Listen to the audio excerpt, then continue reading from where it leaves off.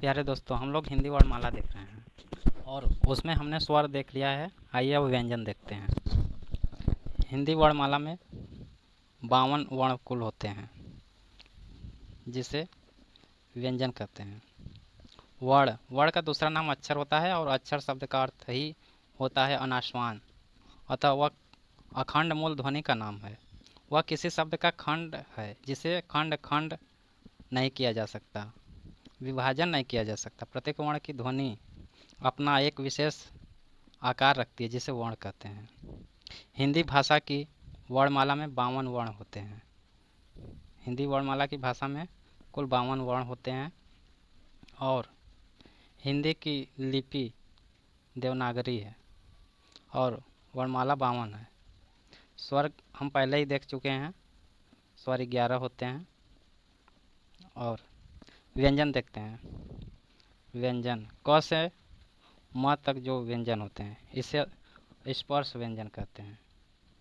क से म तक के व्यंजन को हम लोग स्पर्श व्यंजन कहते हैं, जिसकी संख्या 25 है।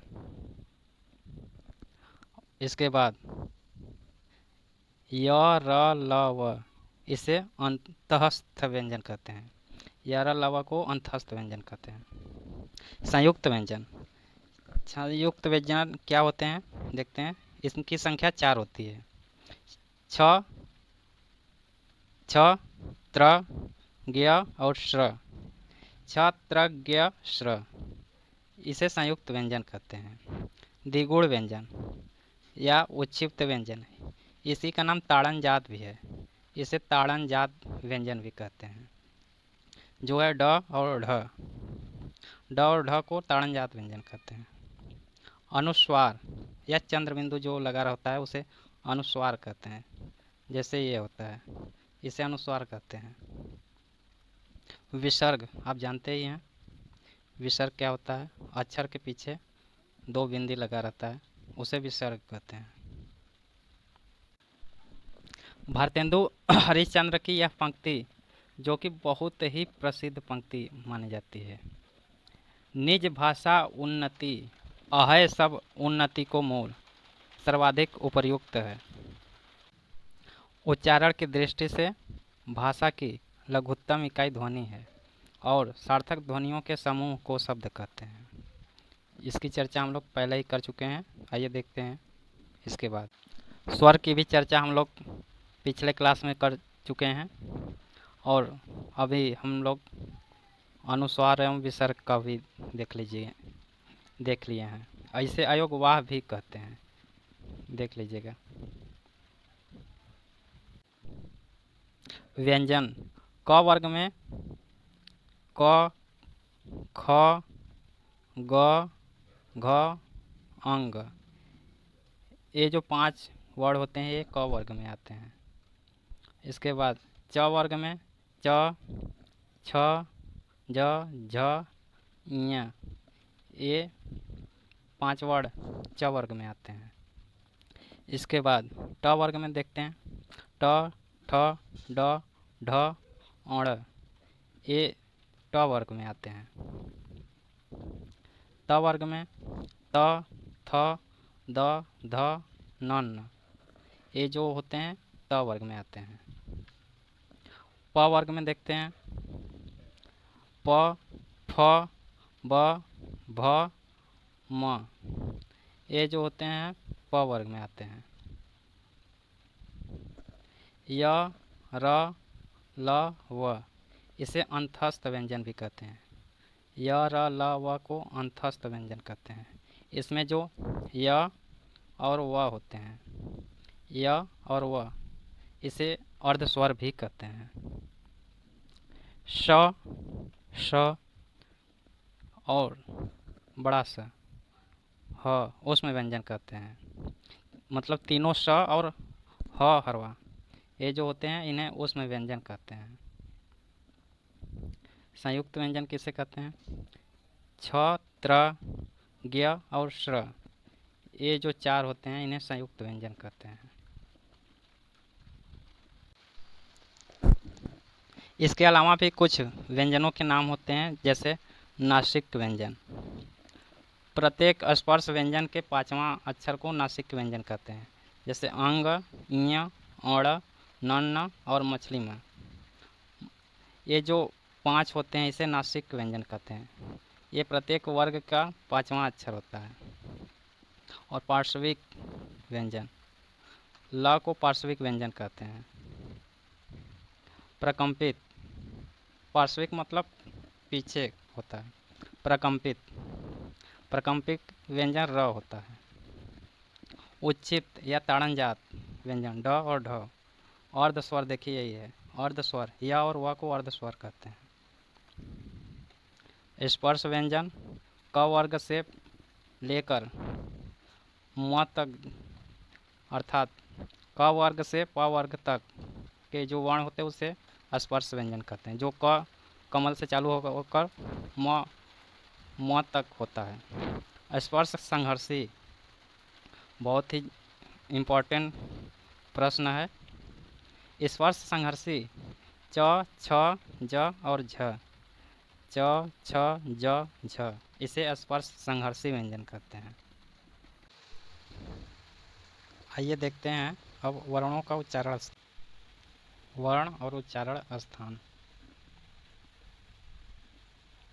अ, आ, क वर्ग और विसर्ग जो होते हैं ये कंठ से बोले जाते हैं।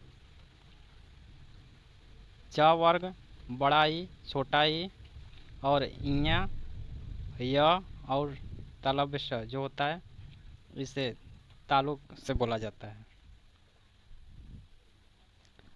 री, ट वर्ग और र और षटकोर स ये जो होते हैं इन्हें मूर्धा उच्चारण स्थान होता है। ये मूर्धा व्यंजन भी इन्हें कहते हैं।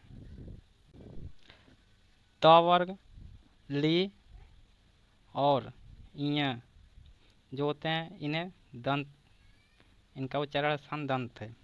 उ, प वर्ग और म इसे ओष्ठ उच्चारण स्थान है। ए, अय एक कंठ और तालु से बोले जाते हैं। इनका उच्चारण स्थान कंठ और तालु है।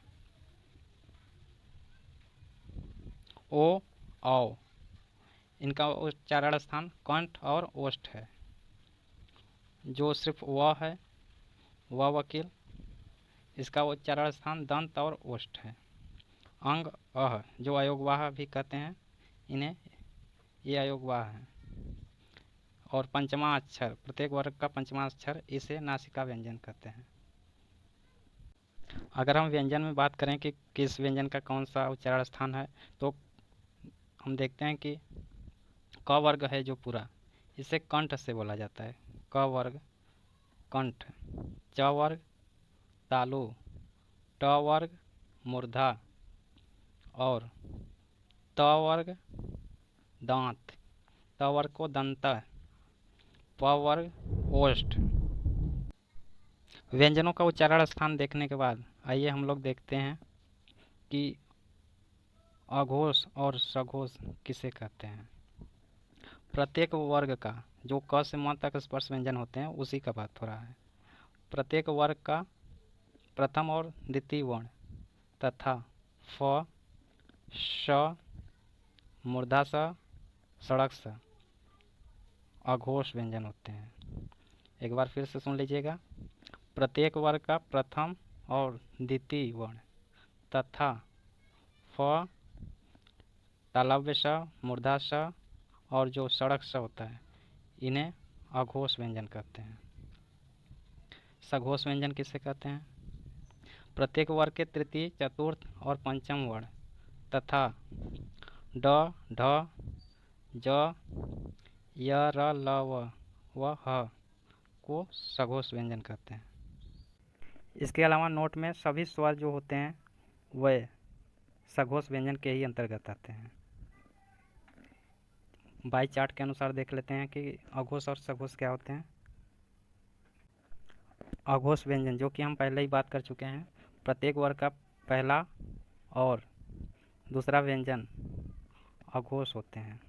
इसमें आता है क, ख, च, छ, ट, ठ, त, थ, प और फ, तालव्य स, मूर्धा स और सड़क स। इनकी संख्या 13 है। अगर कहीं आ जाए कि अघोष कितने होते हैं तो 13। सघोष प्रत्येक वर्ग का तीसरा, चौथा और पांचवा अक्षर जो होते हैं उसे सघोष कहते हैं। इसके अलावा सभी स्वर सघोष में आते हैं। और अंतस्थ य, र, ल, व जो होते हैं इन्हें भी सघोष कहते हैं।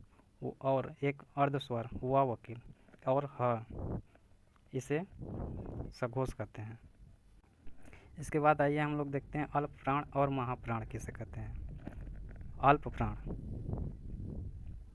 प्रत्येक वर्ग का प्रथम, तृतीय और पंचम वर्ण तथा य, र, ल, व को अल्प प्राण कहते हैं। एक बार फिर से ध्यान से सुन लीजिएगा कि प्रत्येक वर्ग का पहला, तीसरा और पांचवा अक्षर तथा अंतस्थ के जो 4 वर्ण होते हैं य, र, ल, व को अल्प प्राण कहते हैं। महाप्राण प्रत्येक वर्ग का दूसरा और चौथा वर्ण तथा जो तीनों स होते हैं स, स, स और ह हरवा को महाप्राण कहते हैं। प्रत्येक वर्ग के द्वितीय, चतुर्थ और तीनों स, ह हरवा को महाप्राण कहते हैं। अल्प प्राण और महाप्राण को भी हम लोग पाई चार्ट के अनुसार देख लेते हैं। अल्प प्राण पहला, तीसरा और पांचवा जो कि क से म तक होते हैं। क, ग, अंग, च, ज, ञ, ट, ढ, अण, त, द, न, प, ब, म। इसके अलावा अंतस्थ य, र, ल, व कुल मिलाकर इसके 30 वर्ण होते हैं। अगर कहीं पूछा जाए कि अल्प प्राण कितने होते हैं तो 30, पूरे 30 अल्प प्राण होते हैं। महाप्राण की बात करें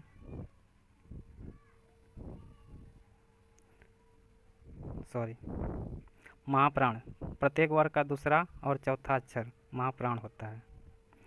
जैसे ख, घ, छ, झ, ठ, ढ, थ, ध, फ और भ। इसके अलावा तीनों स और ह जो होता है इसे महाप्राण कहते हैं। वर्ण का अगर हम तालिका देखें तो देखते हैं कि स्वर में अगर हम देखें तो ह्रस्व स्वर और दीर्घ स्वर और अयोगवाद तीनों मिलाकर 13 वर्ण होते हैं। इसे तीनों मिलाकर 13 वर्ण होते हैं। वर्ण तालिका में अगर हम व्यंजन की बात करें तो क से लेकर प वर्ग तक पूरे 25 वर्ण होते हैं। 2 उच्चिप्त व्यंजन होते हैं। अंतस्थ य, र, ल, व जो होते हैं ये 4 होते हैं। उसमें व्यंजन 4 होते हैं। इसके अलावा संयुक्त व्यंजन छ, त्र, ज्ञ और श ये भी 4 होते हैं। कुल मिलाकर आपके 52 वर्ण होते हैं। हिंदी में कितने वर्ण होते हैं? पूरे 52। प्यारे दोस्तों, आशा करते हैं कि ये क्लास आपको अच्छा लगा होगा। अगर ये अच्छा लगा हो तो प्लीज़ चैनल को सब्सक्राइब करें और इसे आगे भी बढ़ाएं। धन्यवाद।